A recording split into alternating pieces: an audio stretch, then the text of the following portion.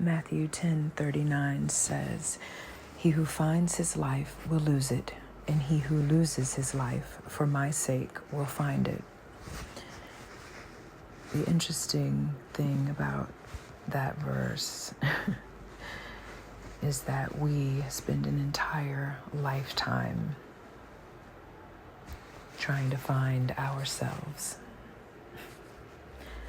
And a lot of times we fail miserably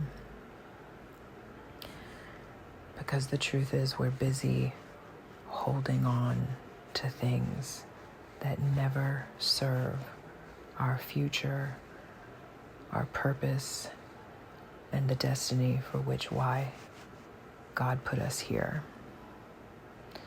We truly have to be willing to let our life completely and totally fall apart and know that God is going to be right there with us. And He is really not going to let us fail.